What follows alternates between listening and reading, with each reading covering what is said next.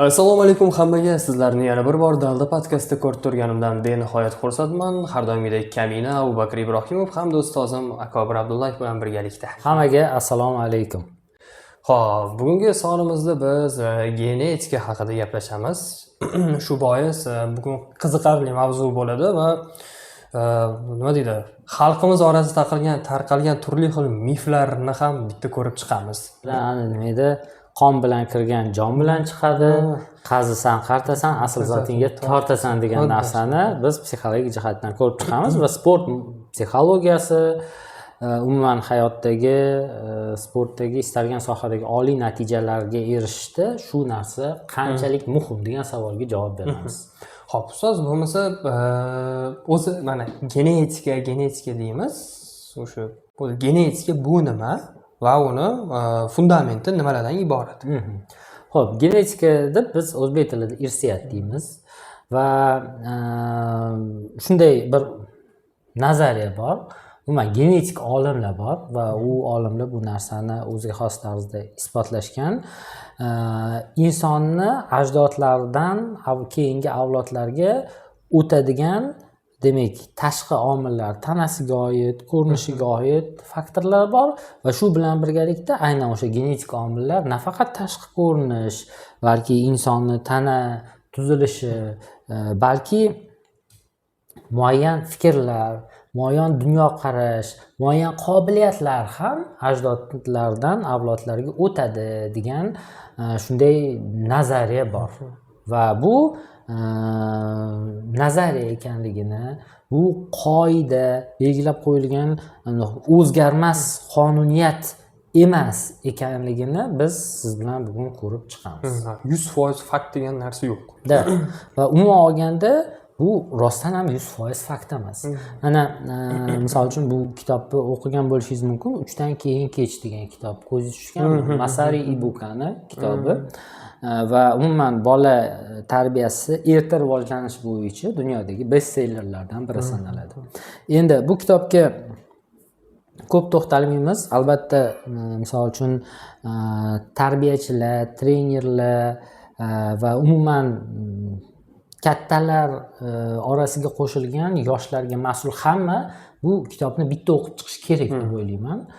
Aynan u yerda genetikaga jiddiy qarshilik ko'rsatiladi. Va u juda mantiqiy, oddiy fikrlar bilan isbotlab berilgan. Ya'ni genetika hamma narsani hal qiladi degan narsaga qarshilik ko'rsatilgan. Va misol uchun va atrofimizdan ham qaraydigan bo'lsak, misol uchun agar genetika zo'r ishlaganda edi, olimpiada chempionlarining farzandlari hammasi olimpiada chempioni bo'lishi kerak. Lekin aksincha bo'ladiganlar ko'p. Yoki hamma doktorlarni, hamma olimlarni, hamma musiqachilarni farzandlari xuddi otasi yoki onasidek xuddi o'sha taqdir ssenariysini qaytarish kerak. Ammo unaqa bo'lmaydi hayotda. Endi lekin Mamuni otasi doktor edi, mana bolasi ham yaxshi doktor bo'ldi.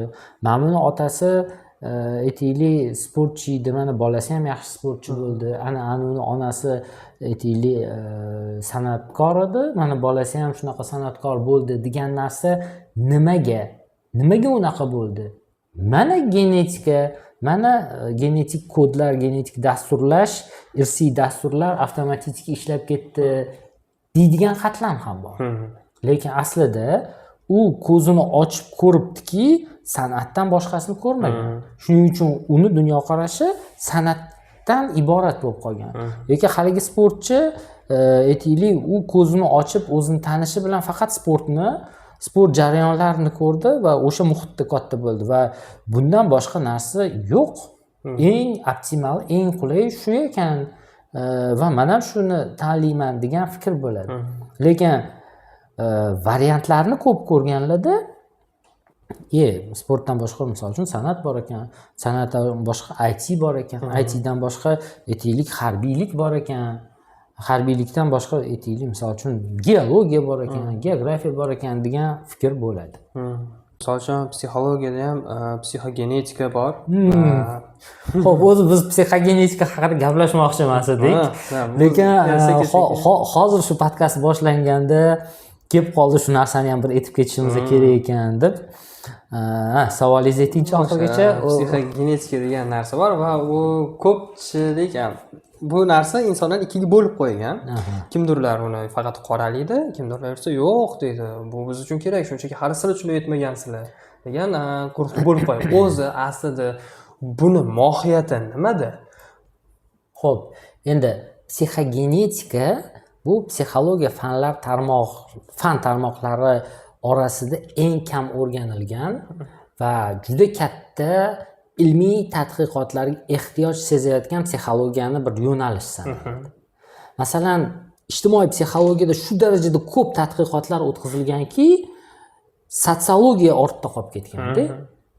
Yoki misol uchun shaxs psixologiyasi, umumiy psixologiya bo'yicha yoki fiziologiya, nerv sistemasi bo'yicha mana Pavlov boshlab bergan shu darajada ko'p tadqiqotlar yoki kognitiv psixologiyada bilish jarayonlarida shu darajada ko'p tadqiqotlar o'tkazilganki, istalgan mana diqqat haqida gapiradigan bo'lsak, bir 100 ta tadqiqotni topsa bo'ladi.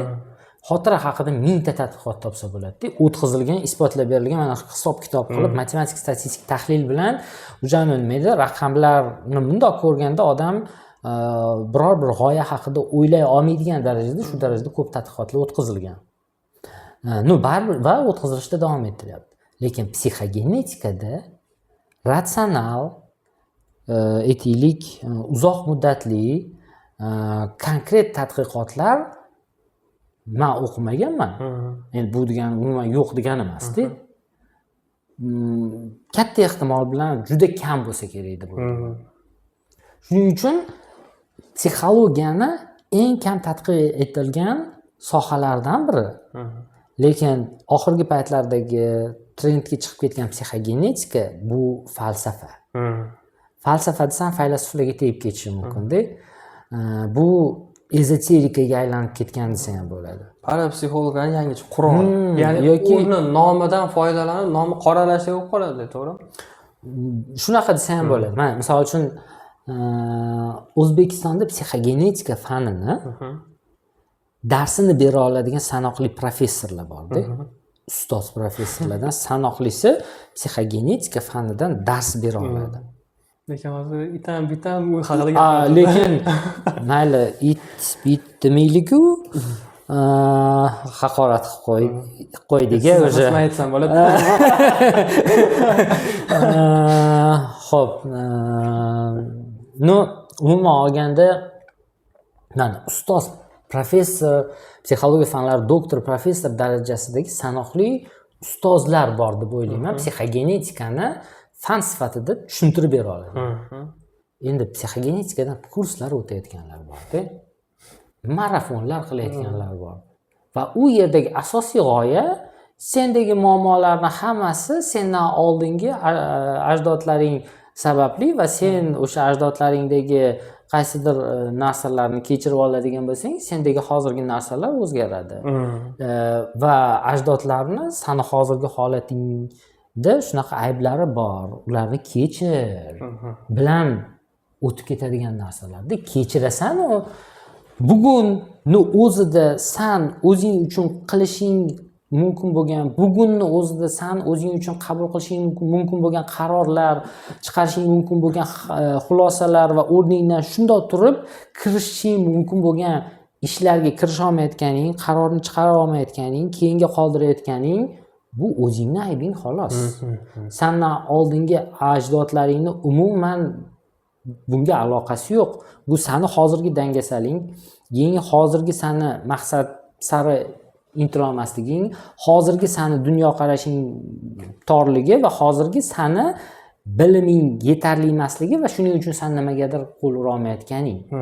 Boshqa narsa emas.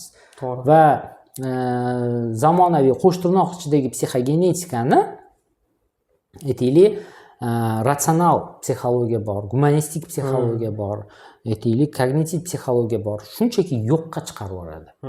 Ularning qonuniyatlari. To'g'ri. Endi misol uchun ratsional tahlil qila olmaydigan odam undoq qaraydi-da, birovni o'zidan oldingi kim qaysidir ajdodlarni undoq aybdor qilib qo'ydi-da, qulay unga. Tahlil qilib o'tirmaydi. Ularni kechirish bilan shug'ullanadi yoki ularni ayblash bilan shug'ullanadi. Aniq faktlar bor. menga to'g'ri kelmagan, lekin boshqa aytaylik ratsional psixologiya bilan shug'ullanadigan haqiqiy klinik yoki amaliy psixologiya bilan shug'ullanadigan psixolog mutaxassislarning yoniga aynan o'sha psixogenetikadan jabr ko'rgan psixologlar kelganda, menda oldin unaqa emasdi, lekin hamma narsada onamni ayblaydigan bo'lib qoldim. Hamma narsada aytaylik, misol uchun bu hamma ayblaydigan bo'lib qoldim. Oldin unaqa emas edi deb ratsional psixologlarga murojaat qilgan, o'z vaqtida o'zini anglagan odamlar bordi. Endi okey, mayli, psixogenetika haqida keling, mana shu yerda to'xtataylik. Hozir bekorga shunaqa bo'ldi, tushundim.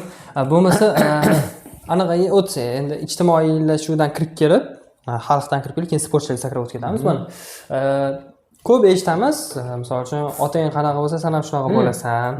Va nima deydi, buni otasi ham erkashiydi, bolasi ham erkash bo'ladi, nima ham kutardi, dadasi ham erkashiydi deydi. Yoki buni o'zi onasi ham, otasi ham nervli inson, bu ham nervli bo'ladi deb turib, hamma narsani shu irsiyatga bog'lab yuboradi. Oramizda bunaqani ko'p-da. Ko'p. Ayni har bitta mahallada topiladi bunaqa. Ayniqsa mahalla-ku mayli. Bizni mana shu 2-3 maqolimiz boshida aytdik-ku, qon bilan kirgan jon bilan chiqadi. Keyingisi qarasan, qartasan, asl zotingga tortasan degan 2 maqol o'zi bu stereotipni yaxshilab o'rnashtirib qo'ygan-da. Mentalitet darajasida o'rnashtirib qo'ygan. Va bu stereotipni hamma o'zidan boshlab o'zgartirish kerak. Hayotda boshqalarni o'zgartirishimiz qiyin. O'zimizdan boshlab o'zgartirishimiz kerak. Aynan shu stereotipni. Boshqalardan o'zgartiraman desangiz, qiynalib qolasiz. Shuning uchun o'zimizdan o'zgartirib boshlashimiz kerak. O'zimizdan aynan boyagi narsa-da, mana biz hozir shu yerda qilishimiz mumkin bo'lgan juda ham ko'p narsalar bor-da. Hozir qandaydir xulosa chiqarishimiz mumkin. Hozir nimanidir yangi narsani o'rganishimiz mumkin. Hozir qandaydir qaror qabul qilishimiz mumkin. Hozir o'sha ishga kirishimiz mumkin. Va o'zgarishlar bo'ladigan joy hozir. O'zgarishlarni qila oladigan odam o'zi bilan o'sha odamning o'zi. Va bu hozir bilan bog'liq jarayonda. Endi boyagi psixogenetika masalasida o'tmishda qolib ketgan odamlar psixogenetika yoki genetika haqida ko'p mulohaza yuritadi.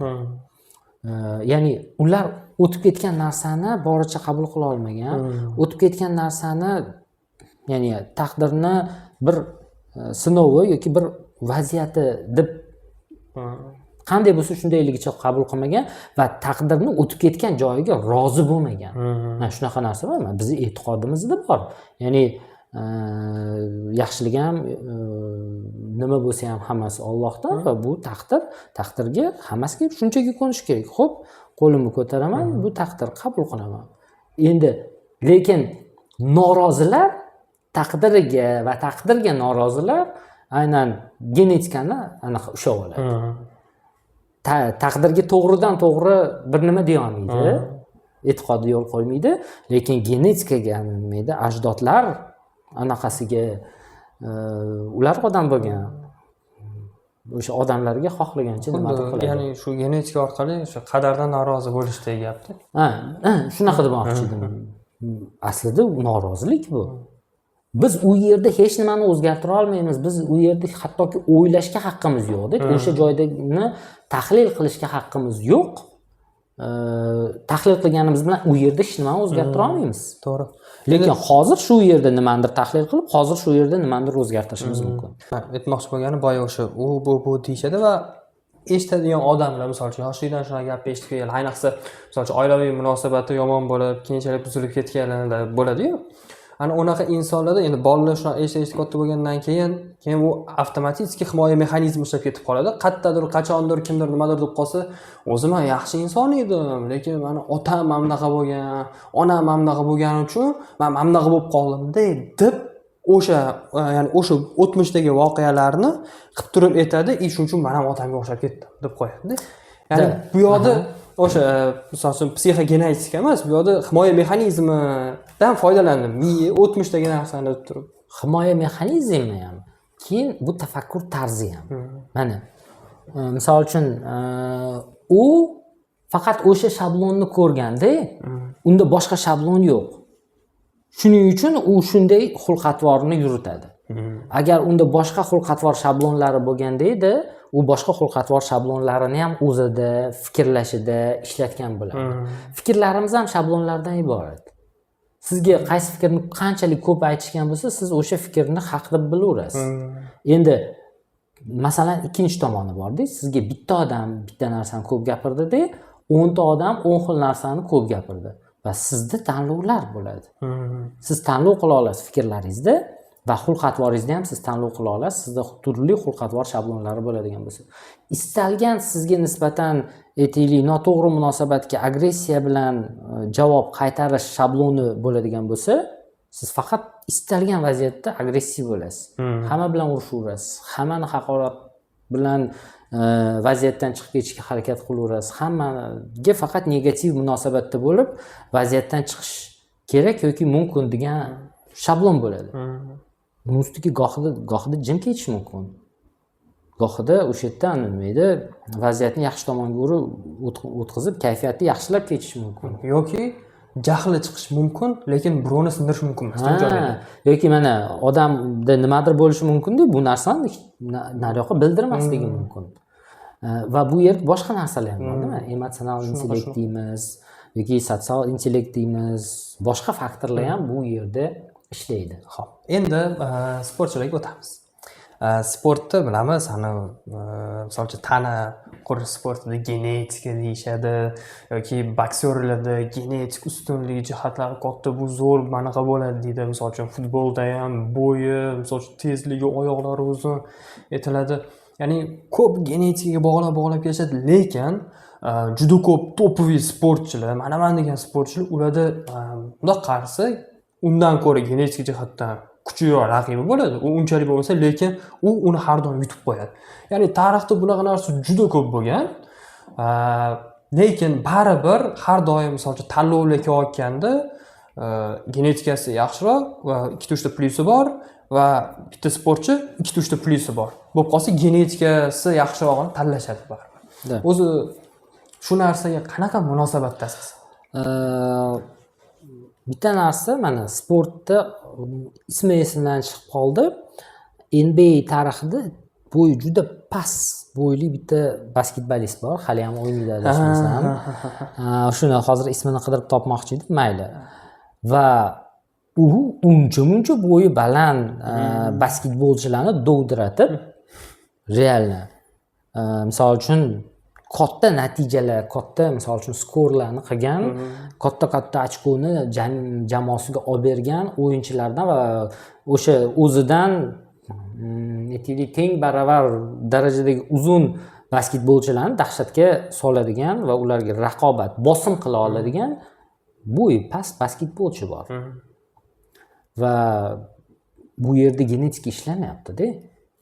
Bu yerda hozir shu yerda o'zini tanasini qay darajada boshqara olish ishlayapti.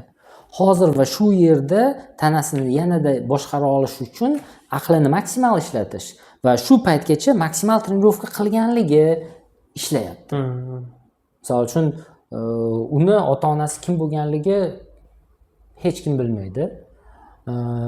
Ota-onasi bo'yi baland yoki past bo'lgani ham muhim emas-da. Hozirgi holat muhim. Endi sportda ham misol uchun genetikaga juda katta urg'u berib yuborish noto'g'ri. Mana voleybolda aytaylik, dunyoda eng bo'yi past millatlardan biri bu yaponlar.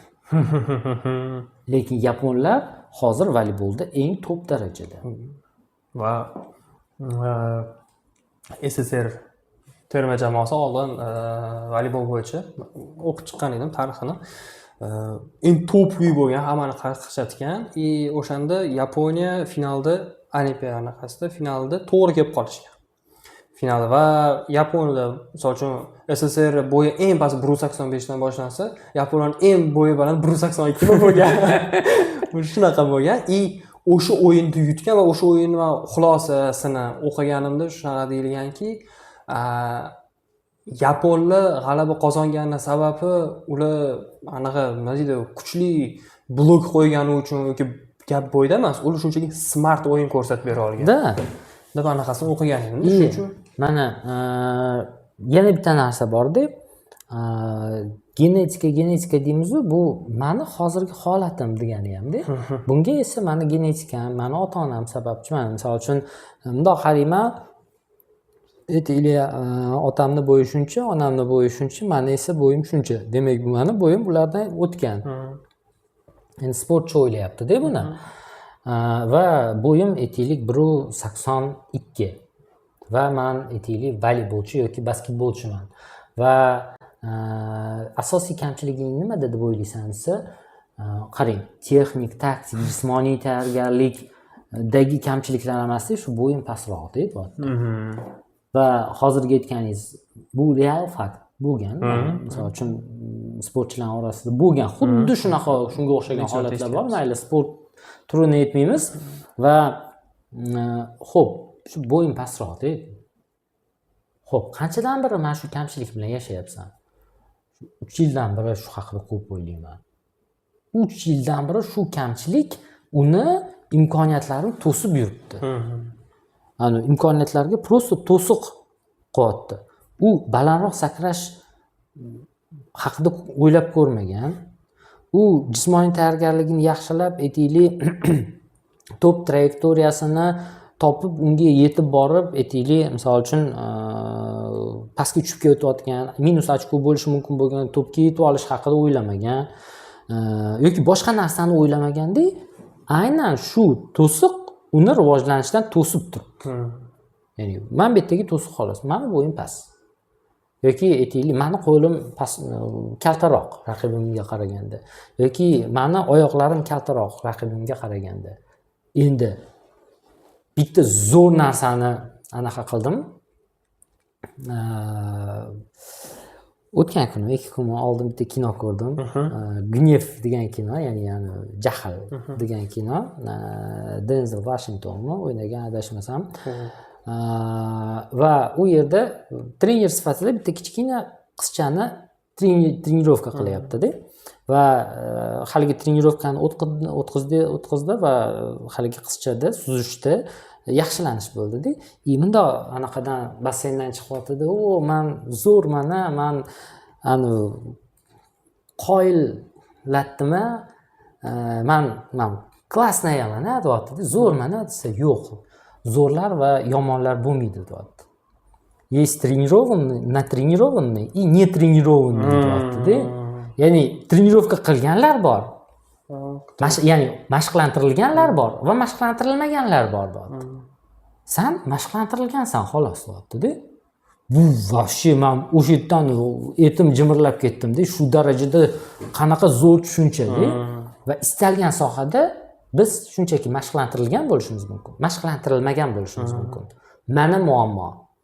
Genetika umuman ishlamaydi bu yerda. Mashqlantirilganlik ishlaydi, mashqlantirilmaganlik sababli kimdir genetikani bunday bahona qiladi, kimdir omadni bahona, omadsizlik deb aytadi, kimdir aytaylik ob-havo yomon deydi, kimdir bizda bunga sharoit yaratilmagan, davlat tomonidan qo'llab-quvvatlash yo'q, imkoniyatlar yo'q deydi. Ammo hammasi genetikaga emas. Istalgan sohada, istalgan ko'nikma, istalgan darajaga chiqish uchun biz o'sha darajaga chiqadigan ko'nikma va bilimlar bizda mashqlantirilganligi yoki mashqlantirilmaganligiga bog'liq. Xo'p, bo'lmasa, umumiy qilib endi bitta xulosalasak, menimcha yoki xulosalasak bo'ladi. Bu genetikani gaplashamiz.